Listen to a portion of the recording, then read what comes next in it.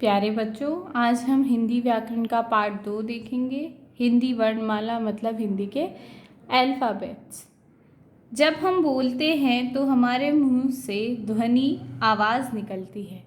जब हम कुछ बोल रहे होते हैं तो आवाज़ आती है हमारे मुंह से। जैसे आप कुछ भी बोलेंगे तो सामने कोई भी पर्सन होगा तो उसको सुनाई देगा कि आप क्या बोल रहे हैं। आपके टंग और लिप्स का मूवमेंट होता है, उससे कई कई तरीके की साउंड प्रोड्यूस होती है। वर्ण लेटर बोलते समय मुंह से निकलने वाली छोटी से छोटी ध्वनि को वर्ण कहते हैं। आप म कुछ भी बोल रहे हैं, आप सिर्फ साउंड ही निकाल रहे हैं। ऊ कोई भी साउंड तक आपका वर्ण कहलाएगा। ठीक है, सेंटेंस तो बहुत बड़ा हो जाता है। आप एक साउंड भी निकाल रहे हैं, कुछ छोटी सी भी आवाज़ निकाल रहे हैं, वो भी आपका वर्ण कहलाता है। जैसे अ, ई, उ, क, ख आदि, ये सारे आपके क्या होते हैं? ये सारे आपके वर्ण होते हैं। वर्णों के भेद। वर्ण कितने प्रकार के होते हैं? वर्ण कितने पार्ट्स में डिवाइडेड हैं? वर्ण 2 पार्ट्स में डिवाइडेड होते हैं, स्वर और व्यंजन। अब स्वर क्या होता है? जिस वर्ण को बोलने में किसी दूसरे वर्ण की सहायता नहीं लेनी पड़ती है उसे स्वर कहते हैं। स्वर स्वतंत्र रूप में बोले जाते हैं। हिंदी में 11 स्वर होते हैं, जैसे अ, आ, ई, उ, ऋषि, ए, ओ, औ। स्वर क्या होते हैं? स्वर को बोलने के लिए हमें दूसरे वर्णों की सहायता नहीं लेनी पड़ती। स्वर को हम इंडिपेंडेंटली बोलते हैं, मतलब कोई और वर्ण उसके साथ जोड़ के नहीं बोलना पड़ता। अपनी हिंदी लैंग्वेज में 11 स्वर हैं। कौन कौन से हैं? अ, आ, ई, उ, ऋषि, ए, ओ और औ। ये 11 स्वर हैं आपके हिंदी भाषा में। अब है अयोग्य वह, अंग और अह। ठीक है, ये अयोग्य वह होते हैं, ये ना स्वर होते हैं ना ये व्यंजन। ठीक है, जैसे ये अंगूर, कंचन, जंगल। वैसे ही ये जो 2 डॉट होते हैं ये आपके ह के लिए होते हैं। प्रातः, प्रा लिखेंगे त और पीछे उसके 2 डॉट, जैसे प्रातः।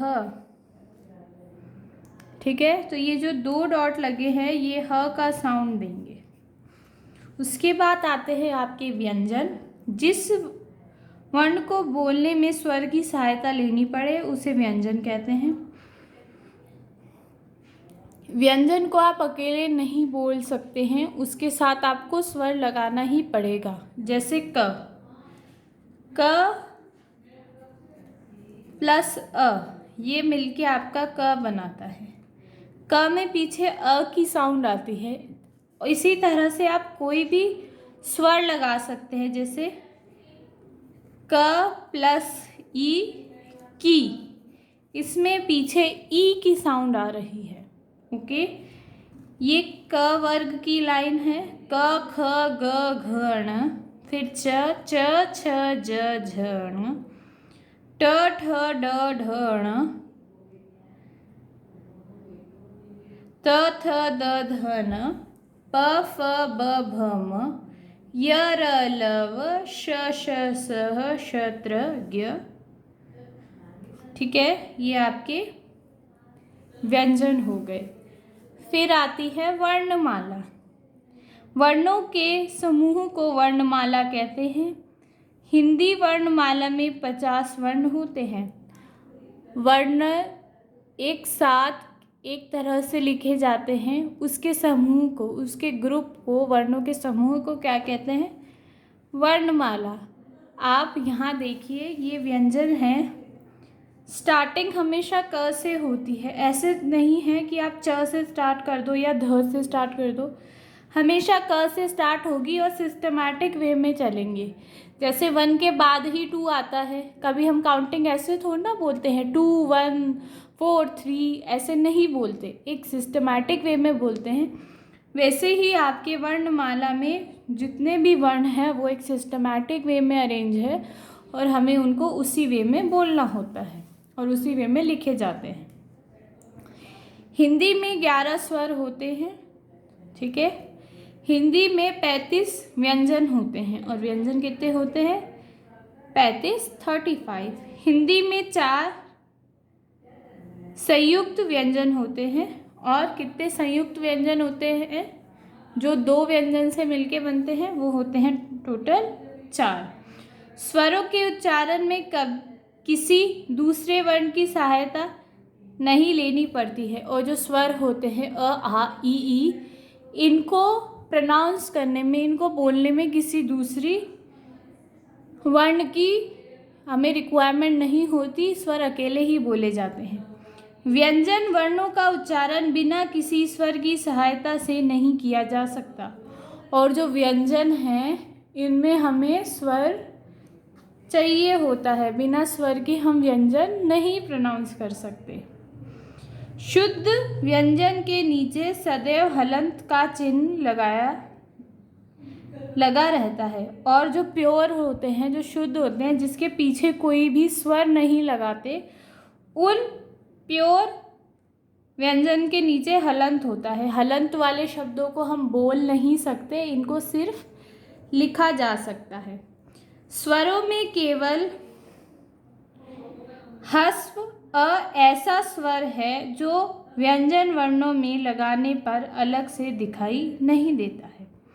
अब अ है, आपके हर एक व्यंजन के पीछे अ साउंड ऑटोमेटिकली आती है, आपको किसी और चीज़ की ज़रूरत नहीं पड़ती बताने के लिए कि इसके पीछे अ है। जैसे क में ऑटोमेटिक आ रहा है अ का साउंड, च ट प इन सब में ऑटोमेटिक अ का साउंड आ रहा है। हलंत का चिन्ह व्यंजन वर्ग से तभी हटाते हैं जब कोई स्वर अथवा मात्रा उस व्यंजन वर्ण में लग जाती है। और ये जो हलंत है ये कब हटाया जाता है? जब या तो उस वर्ण के पीछे अ लगा हुआ हो या कोई और मात्रा। जैसे ये क है, ये बन क और अ, ये शुद्ध क और अ से मिलकर क बना है का। क प्लस आ, आपके क में आ की मात्रा तो ये बन गया का। इसी तरह से की, क प्लस छोटी ई तो ये बन गई की। ओके, सिमिलरली आपके कू भी हलंत वाले क में जब छोटा ऊ मिलाया तो कू बना और हलंत वाले क में जब बड़ा ऊ मिलाया तो कू बन गया। यहाँ पे आपका पार्ट 2 कंप्लीट होता है।